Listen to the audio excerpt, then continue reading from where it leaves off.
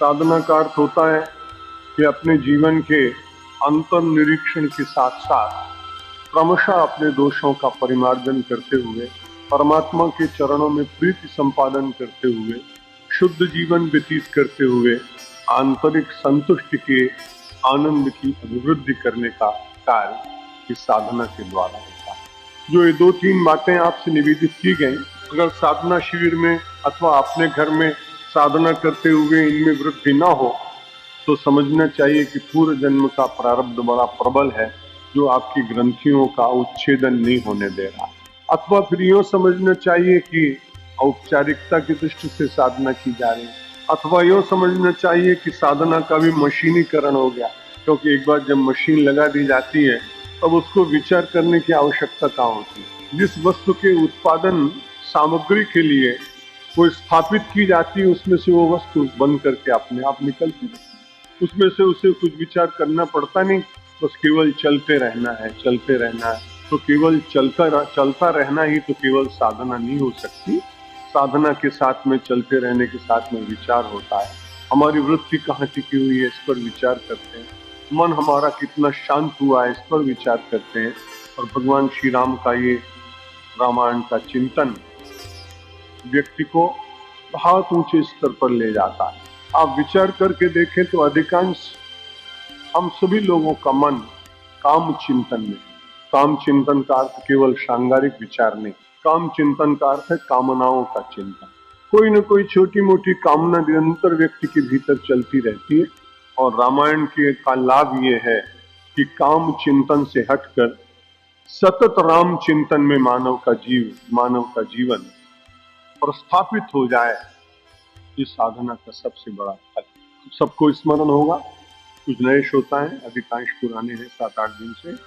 जानकी जी हनुमान जी को उपदेश कर रही, राम सीतामुवाचेदं ब्रूहि तत्त्वं हनुमते निष्कल्मषोऽयं ज्ञानस्य आत्मं नवनीत्य भक्तिमान। भगवान ने कहा हम दोनों के बड़े भक्त हैं हनुमान जी, इसलिए जानकी जी आप इनको उपदेश करें। रामं विद्धि परम ब्रह्म सच्चिदानंदमद्वयम् सर्वोपाधि विनिर्मुक्तम सत्ता भासम नवेचरम्। हनुमते प्रपन्नाय सीता लोक विमोहिनी, यहाँ तक हमने श्रवण किया था। हनुमान जी को उपदेश इसलिए किया गया कि वो प्रपन्न हुए। ये बात भी आप श्रवण कर चुके हैं कि जो प्रपन्न होता है उसके ऊपर गुरुजन, महात्मा, ऋषि और भगवान वे जल्दी प्रसन्न होते हैं। वाल्मीकि रामायण में एक जगह प्रपन्न शब्द और आता है, जहाँ विद्वान वक्ता लोग बैठे, इन सब ने कई बार पढ़ा होगा। भगवान से किसी ने प्रश्न किया कि महाराज प्रपन्न होने के बाद फिर आप कितनी देर में जीव का कल्याण कर देते हैं, और प्रपन्न होने के बाद व्यक्ति को क्या करना चाहिए। ऐसा किसी जिज्ञासु के द्वारा एक प्रश्न वाल्मीकि रामायण में उठाया गया और भगवान से प्रश्न किया गया।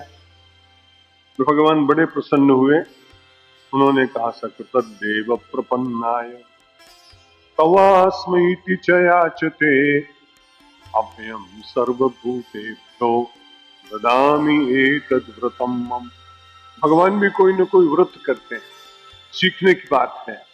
हम सब लोग पहले वैदिक काल में व्रतेन दीक्षा मापनोति, दीक्षा के समय में आचार्य कुछ लोगों से व्रत कराते थे, यानी प्रातः काल उठेंगे, गायत्री मंत्र जप करेंगे, संध्या करेंगे, दान करेंगे, यज्ञ करेंगे, तपश्चर्या करेंगे, ऐसे अनेक व्रतों का विधान अपने शास्त्रों में।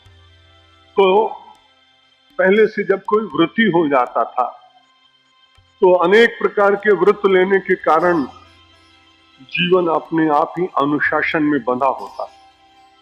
अनुशासन ऊपर से जब लादा जाता है तो वो तोड़ने का मन होता है, और अनुशासन जब अपने आप भीतर से स्वीकार किया जाता है तब उसमें बंधे रहने में व्यक्ति को कष्ट नहीं होता। आपने अपने आप ही नियम बनाया कि मैं रोज प्रातः काल सूर्योदय से पूर्व उठूंगा।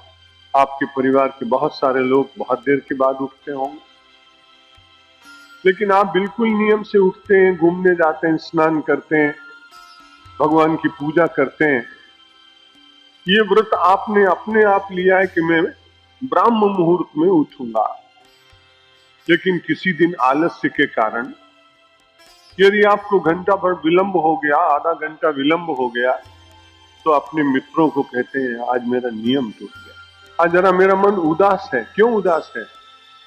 किसी व्यक्ति ने नहीं कहा था कि आप इतने बजे उठिए, लेकिन आपने अपने आप व्रत लिया। तो व्रती व्यक्ति का जब कभी व्रत टूटता है तो उसके बाद उसके मन में खिन्नता आती। जब ये श्लोक हमने पढ़ा, हमको भी बड़ा अच्छा लगा कि भगवान भगवान भगवान होकर भी कोई व्रत लेते हैं। जिज्ञासु ने कहा महाराज हम लोग व्रत करते हैं, आपका व्रत क्या है? उन्होंने कहा मेरा तो एक ही व्रत है। यदि कोई व्यक्ति प्रपन्न होकर ये कहता है तवास्मि, प्रपन्न होकर जब कोई कहता है कि मैं तुम्हारा हूं, तब भगवान कहते हैं बस उसी दिन मैं उसकी अंतर की पीड़ा और व्यथा को समझकर, अंतर के भाव को समझकर मैं अपने व्रत का पालन करने के लिए उसे अभय प्रदान करता हूं। संसार के जीवों को अभय प्रदान करने का व्रत है भगवान का। उस जिज्ञासु ने कहा कि बड़ी अच्छी बात है महाराज, किसी एक व्यक्ति ने आपको ये कहा कि तवास्मि, तो आपने उसको अभय कर दिया। लेकिन कभी कोई ऐसा काल आ जाए, सात्विक काल, कि संसार के समस्त प्राणी एक साथ ये कह दे कि तवास्मि, तब आप क्या करेंगे? सचमुच भगवान के सामने एक बड़ा प्रश्न है। यदि कोई 1, 2, 4, 10 साधक ये कहें कि तवास्मि, तो भगवान उनको अभय वरदान दे दे। भगवान ने कहा भाई मेरा तो व्रत है। बड़ा अच्छा शब्द प्रयुक्त किया है वाल्मीकि महाराज ने।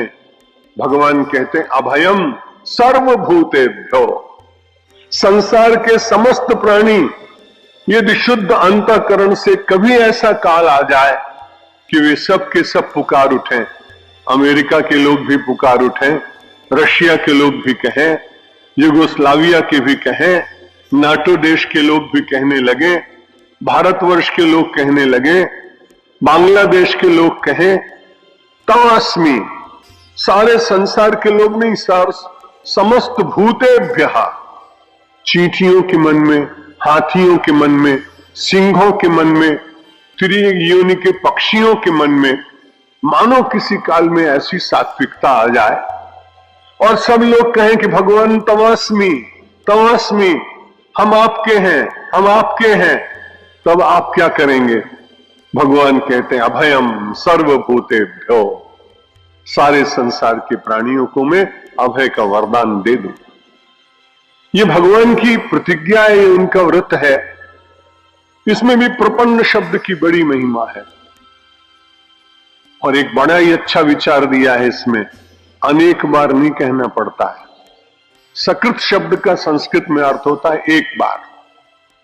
सकृतदेव प्रपन्नाय, अपने उस परमात्मा के प्रति कोई एक बार शुद्ध अंतःकरण से, निर्मल भाव से तवास्मि इस शब्द का उच्चारण करे तो भगवान कहते हैं अभयम सर्वभूतेभ्यो ददामि एतत् व्रतम, मैं सारे संसार के प्राणियों को अभय का वरदान देता हूं।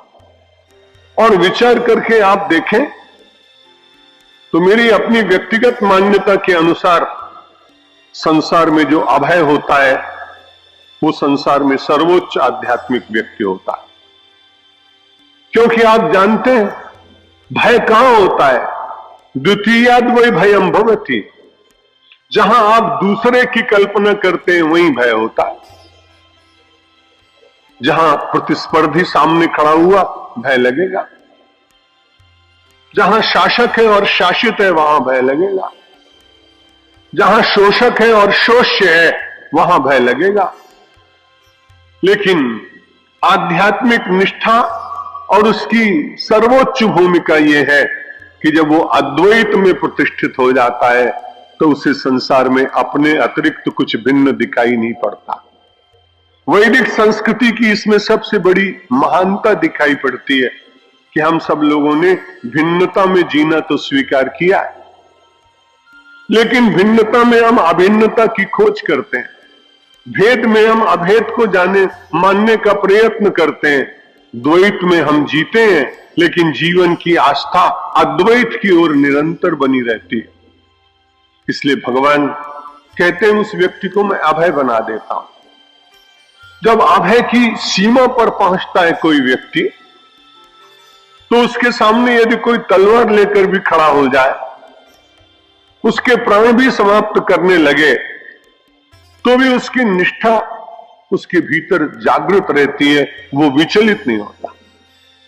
ऐसे कठिन क्षणों में भी वो व्यक्ति देह का दृष्टा होता है और आत्मा की अमरता पर उसका विश्वास संपूर्ण रूप से होता है।